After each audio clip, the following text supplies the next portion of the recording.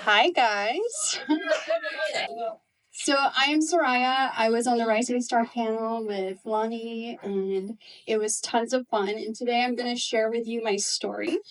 Now, I do want to agree with Andrew. I have a lot of self confidence, but public speaking is not my strength.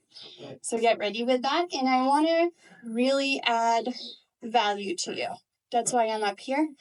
And I want you to take two things out of my speech. Number one, I'm completely delusional and really, really believe in myself. I think I can do anything, and I'll show you why I believe that. The second thing is I really want you to take action. So once you see my full presentation, just think, okay, what can I implement? What can I do to make my business better? All right. Oh. Sorry. So my background, just like Andrew, I am a first generation American. I'm an immigrant. I'm from France and Tunisia. My parents come from very low means. My dad is a math teacher. My mom used to be a secretary, worked her way up through the diplomatic service of the French embassies and became a consulate. So I learned really hard work from my parents. I traveled the world and every 3 to 4 years lived in a different country. So think about that growing up. I'm kind of like a military kid, but from the diplomatic area instead. And so I made new friends every 3 to 4 years. And I came to America not speaking English, had no idea what I was doing. And my parents told me, okay, there is a private school in DC where you can go that speaks French, but it costs as much as college, if not more. And so essentially, we can't afford you going to school here. So please go to the public American high school. So that's what I did. And I had no choice. So that's what it is. And when you go to high school and you don't speak English, they actually have placement classes. They take tests and they try to see where your level is. And I scored the lowest. So I was in class with basically all Latin America students, and I spoke more Spanish than English the first 6 months I was in America. Makes no sense. But I worked really hard and I told myself, I'm going to get there. This is my goal. I need to learn English and get there. So after 6 months of public high school into the Hiltex A program, I actually placed into advanced English. So then I was not just with regular American kids. I was with kids who like to read, who like to do all that stuff. And I was in advanced class. The next year, I actually placed into AP English and scored a 5 on my AP test. So I really, really worked hard to learn English. The next thing I really wanted to do is, if you come from a different country, you realize all the opportunities that you can have in America. And so I really wanted to stay here. And my parents don't have the means to pay for college or anything like that. And so I worked really hard to have multiple scholarships. And I decided to go to Bucknell University, which is on the East Coast in Pennsylvania. And I studied chemical engineering there. I had a full ride. It was tons of fun, but it was very, very challenging. So delusional, I can do anything. This is what this is. Then typically when you're a chemical engineer, at some point you're going to end up in Texas. And so I ended up in Texas working in the oil industry. And I was a process engineer, basically making the gas that goes into your car. And that's where I met my husband, who was also a process engineer. Now, the story about how I ended up in Hawaii is that he's a military kid in the Air Force. So he was born in Honolulu, and he traveled all over the world with his parents as well. And his core memories of growing up were in Hawaii. And so we came on vacation, and I told myself, okay, I can see it now. I can definitely live here. This is pretty nice compared to Texas oil refining life, right? So delusional, I told myself, okay, let's become coffee farmers. I like drinking coffee. That's pretty fun. So we bought a farm. And fun fact, the reason why I called Dylan is for some reason, every time we bought a property, Dylan was on the other side, representing the buyers or the sellers. Made no sense. So I was like, okay, I can work with this guy. So back to the story. So we bought a 7-acre farm. I became a coffee farmer, went from a desk job to literally being in the field, pulling weeds and doing all this crazy stuff on the ground. And I realized I hate this. This is awful. Like, this is so much work. So I have a great appreciation for farming life, but definitely I was watching YouTube videos and envisioning this beautiful life of being a farmer that was romantic. Definitely not that. It's very, very hard. And then after that, I was like, okay, we don't really like this. So it was kind of the beginning of my entrepreneurial journey. And we sold the farm, bought Airbnbs, so investment properties. That's where Dylan, again, is representing the seller. And it went really well. And then COVID happened. That's fun. Retired. My main income stream is from Airbnbs. So that's gone. And you could still rent out to local people. And I changed, the marketing that we're doing. And luckily, we were still having a lot of guests that were coming. And one of my neighbors asked me to start cleaning their unit, but also to start managing it for them.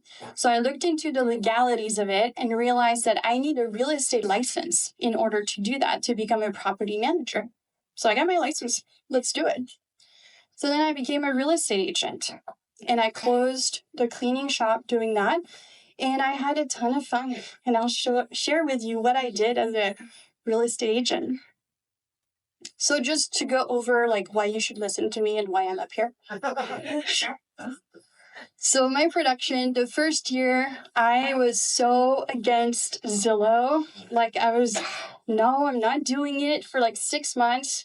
Then I started Zillow, and then boom, I got 15 transactions, 5.5 million volume.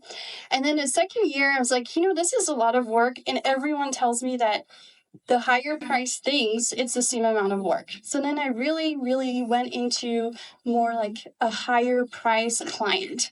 So you can see I did 20 transactions, 16.7 million, and the highest sale I had was around 2.8 million.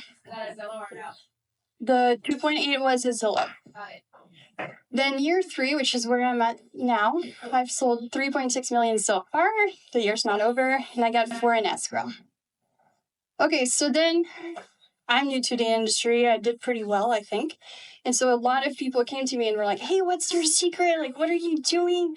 And I honestly didn't know how to answer that. So I apologize to all of you who asked me that, and I was not helpful because I was like, I don't know. I don't know what you're doing that's different than what I'm doing, so I don't know how to answer this question. But now that I'm looking into scaling and making my business better, I really had to think this over. And here's what I learned. You can't see it, but it says action and determination. I think these are the 2 things that you absolutely need to do in order to do very well in real estate. Because if you don't do anything, no one's going to come and talk to you about real estate. The second thing is it's really hard. Consistency is hard. It's hard to push through sometimes. And so I think these are the 2 key things. Again, you can't see it. So action, I want to show you all the different things that I did. And I'm not scared. I am scared, but I'll do anything. So I did radio ads, mailers, cold calling, circle dialing, open houses, online ads, door knocking, sphere of influence, social media, YouTube, networking. I think there's 30 different ways to do lead generation, and I've tried almost all of them.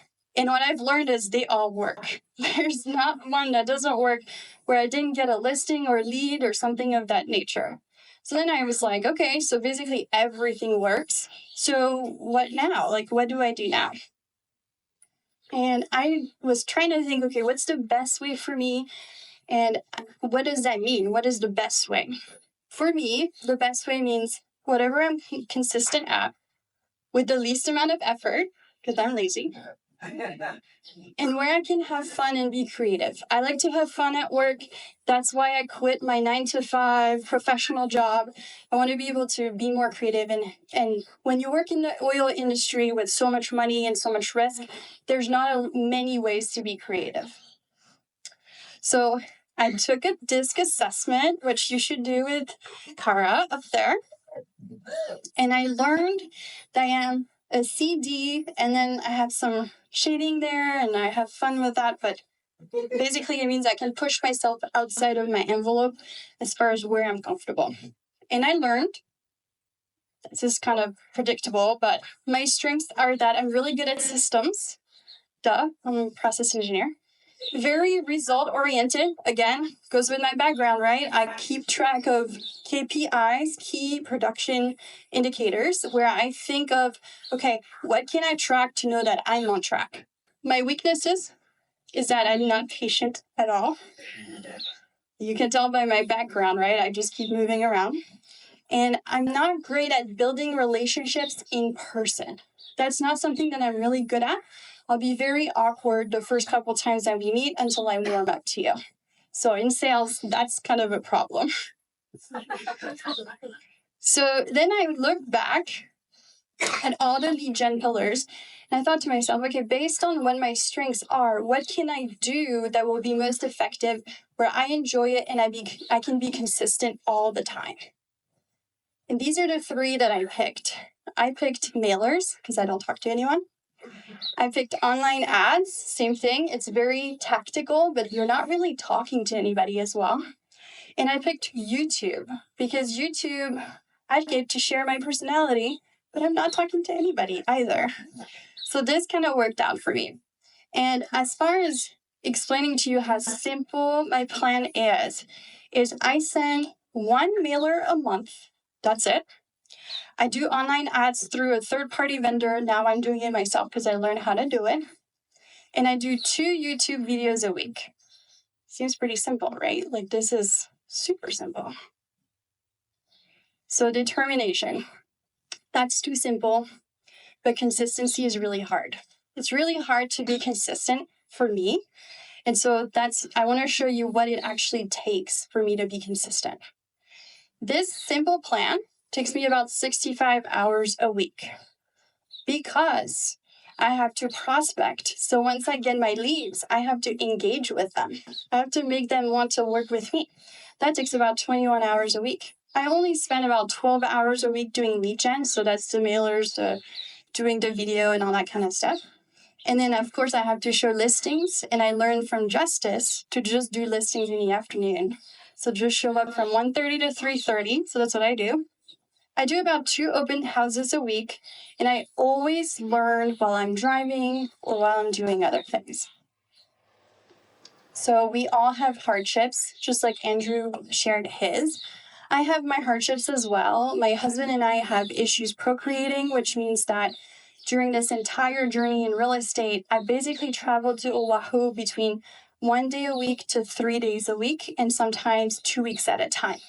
And so when you look at my production, you have to think, okay, like, how did she do that? And I was very, very tactical about when I was meeting clients and trying to schedule things so that I could fit them when I was in town, because I was not in town a lot.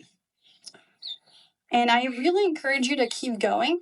I know it's a difficult year for a lot of us, but if you really have fun with it and you make a few tactical moves, I think you can be very, very successful. Always find solutions. There will always be a hurdle of some kind, whether it's when you're doing a certain type of lead gen or if you're trying to scale or anything like that. It'll always be difficult. Never quit. Never, ever quit. Unless you're a coffee farmer. Hated that. So a few things that I did that were a little bit out of the norm that I think some people may see as extra credit, right? My first year that I was in real estate, we had weekly meetings with Dylan, and Dylan would always say, my door's open, just like a professor at university. My door's open, you can always meet me. And I was there thinking, this is a guy who built a $600 million business. Of course I can learn from him. Of course I should pick his brain. So twice a month to once a month, I would set up a meeting with Dylan and just talk about my hurdles were, where I wanted to go, and just pick his brain to get an idea of what he would do. It was great. It's really great. So I encourage you to do that. I gave it 100%, you guys. As you saw in the lead gens, I definitely went out of my own way in my little bubble. The first time that I went door knocking, just to tell you, I spent 2 hours in my car. I'm not even exaggerating, like that's ridiculous. But I spent 2 hours in my car terrified that if I knocked on somebody's door that they would start yelling at me and like just slam the door at me. Guess what happened? This little old lady invited me in. So you just never know. You just do it and see what happens. Same thing with YouTube, TikTok, all that stuff. Like I'll do anything that makes me money as far as real estate. And I say, but I've had haters who like hated on me saying certain local words wrong, and I was like, I'm from France. I'm not even from here, and I'm trying to be somewhat nice and learn about your culture. So just let it get away from you and just let it slide. I'm sorry? See your words wrong too. Probably. That's okay, but I'm not mad about it. I do read about 2 books a month. Now, read is funny, but I audio 2 books a month while I'm driving. I really always listen to a book that's relevant to my current hurdle. So whether it's scaling or a certain type of lead gen or prospecting, I always try to seek out, or marketing, to try to learn what's going on. So again, this is my extracurriculars. I always attend one class a week, whether it's a mastermind, something that's through the EXP university, where I seek out, certain top people that I've seen at conferences, and I'm like, hey, can I just like show up at your meeting and see what that's like, your weekly meeting? And I always have fun with it. And I want to show you ways that I have fun with it. Can I click on this? Yeah. Don't want to break it. So when ChatGPT just came out, I don't know if you guys remember, everyone was like, it's going to replace real estate agents. No one will work for you anymore. And so I was having fun with ChatGPT, and I'm lazy, remember? I'm a really lazy person. And so I went and created a process where ChatGPT made all of my social media posts for me. Literally, this person does not exist. You can't see, but he doesn't even have fingers. Like, it's just wild. But I gave it a theme every day. I was like, okay, like on Sundays, talk about like a cool hike in Hawaii, find a picture about that particular location. On Tuesdays, talk about snorkeling and the marine life. I just did like different themes like that. And I did this for probably 90 to 120 days. And y'all, I had 10 leads from this. They're not even people who are real. Like, I don't understand how, like, everyone thought this was my husband, and it's not. So just have fun with it. Like, I feel like I take myself really seriously, so this is a way for me to kind of escape that. I hope this works. All right. The next thing you can't see, it says no ego. There is no lead gen or prospecting that is beneath me. And even if, seriously, there's nothing, I feel like sometimes I've met some luxury agents who have almost deterred me from doing door knocking or different kinds of things, saying like, oh, well, I'm a luxury agent, I don't do that. Guess what? If I watch Bravo and can learn from those agents who sell like 20 to 100 million dollar homes, they all door knock. So I was like, I'm going to door knock. I'm going to do whatever it takes to get there. So if you want to connect with me, talk about what you're going through, or if you want my experience or input on anything, just scan this and I'll have all my information. But hope this was helpful.